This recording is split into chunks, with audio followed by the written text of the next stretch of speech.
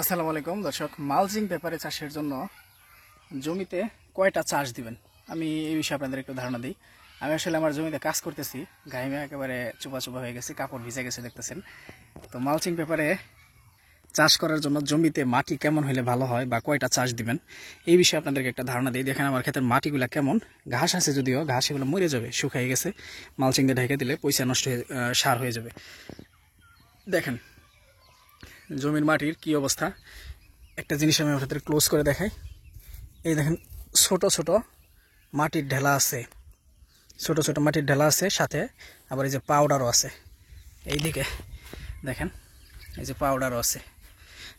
আপনারা আমাদের এই ক্ষেতে প্রথমে 2 চাষ দিয়ে, মানে চুন দেওয়ার পরে প্রথমে 2 চাষ দিছিল, তারপর হচ্ছে আপনার আরও 3টা চাষ দিছে গত 2 দিন আগে মনে হয়। টোটাল 5টা চাষ দেওয়া হয়েছে। হ্যাঁ, তো 5 চাষ 3 চাষ এগুলো কোনো বিষয় না। আপনি মাটিটাকে এমন পর্যায়ে নিয়ে আসবেন যে মাটির ঢেলা বা ইটা, যেরকম মাটির ঢেলা বা ইটা এগুলো থাকে না, আবার একেবারে পাউডার না হয়ে যায়, এই যেরকম একটু গুঁড়া গুঁড়া গুঁড়া গুঁড়া টাইপের থাকে। হ্যাঁ, এটা থাকলে কি হবে, আপনি যখন মালচিং পেপার বিছাইয়া এর ভিতরে পানি সেচ দিবেন তখন এইগুলা একেবারে জমাট বাইতে যাবে না, মানে একেবারে শক্ত হয়ে যাবে না। যদি আপনি একেবারে এরকম পাউডার বানিয়ে ফেলেন ধুলা ধুলা, তাহলে কিন্তু আপনার মাটি পানি পাইলে জমাট বাইতে যাবে, দ্রুত শক্ত হয়ে যাবে। আর হচ্ছে আপনি যদি এরকম ঢেলা, মাটির ঢেলা বা ইটা রাখেন, ওইখানে আপনার গাছ ভালো হবে না, ফসল ভালো হবে না, আপনার মালচিং পেপারও বিছাইতে পারবে না ঠিক মতো।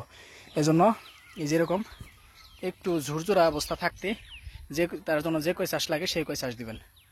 আর যাদের হচ্ছে বেলে মাটি, বেলে দোআঁশ মাটি, ওগুলো তো চাষ দিলে একেবারে পাউডার হয়ে যায়, তো ওগুলোর জন্য কোনো নির্দেশনা নাই, যেমন ওগুলা যে অবস্থা, ওগুলো 1 চাষ দিলেও যেমন হবে, ওই বালি মাটি বা বালি দোআঁশ মাটি 1 চাষ দিলেও যেমন হবে, আপনার 5 চাষ দিলে একই রকম হবে।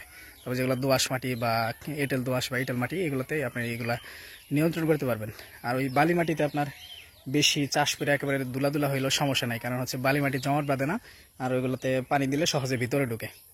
কিন্তু এই যে আমাদের যে এঁটেল মাটি, এগুলোতে আপনার হচ্ছে পানি পড়লে যদি জমাট বেঁধে যায় তো ভিতরে পানি ঢুকবে না, একেবারে লোহার মতো শক্ত হয়ে যাবে।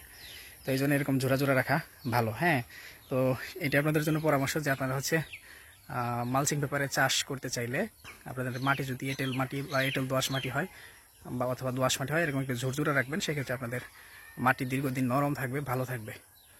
আল্লাহ হাফেজ, আসসালামু আলাইকুম।